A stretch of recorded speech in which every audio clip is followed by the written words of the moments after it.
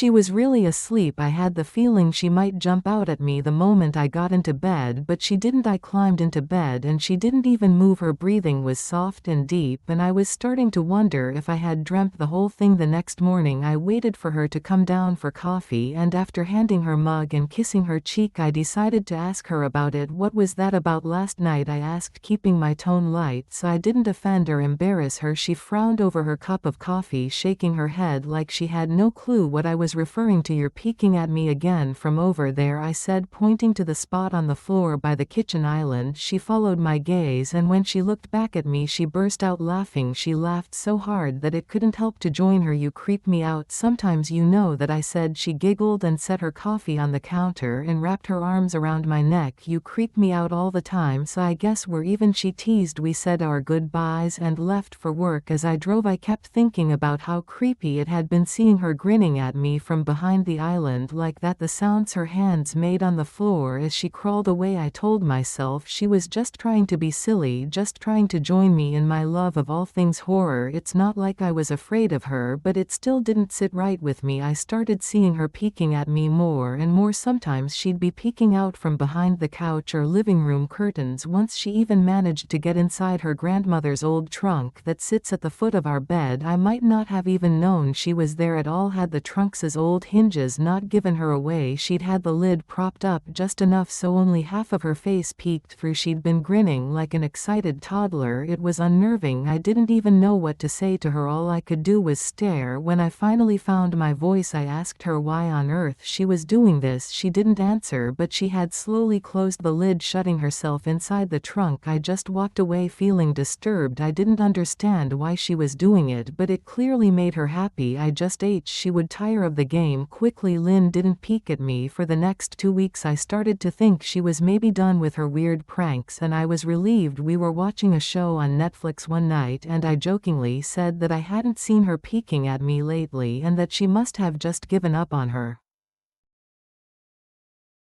spy game. She looked up at me with a small smile and said, "Maybe I've just gotten better at it." I didn't say anything, but I wondered whether or not she was joking. For the next few days I couldn't stop thinking about what she said. Was she still peeking at me when I wasn't looking and I just hadn't noticed? And if so, what the hell was she getting out of this? I started to feel paranoid, constantly checking whether she was watching from around the corner or behind a door. I was jumpy whenever I was home and she wasn't in full view of me. I felt stupid and a little crazy, but after a few weeks without another incident I began to relax a little bit. I stopped checking behind furniture and walls and told myself it was maybe just a bad memory. Then a few days ago things got so much worse. Lynn left to go to a friend's and I lounged on the couch and played a couple games on my laptop. Around 9 p.m. I hopped in the shower, and as I was washing the soap for my hair I felt that awful feeling that I was being watched. I slowly opened my eyes and almost had a heart attack. Lynn was peeking from behind the shower curtain. Her entire head stretched into the shower, leaving just her body outside. Her long dark hair hung against the curtain, the ends dripping with water. Her mouth hung open in a terrible grin, eyes wide and red as if she hadn't blinked in a while. I screamed and jumped back against the wall. She didn't move, nor did her smile waver. Her makeup ran down her cheeks in 2 black streaks. She looked giddy and completely deranged. I was terrified. We stood like that for a few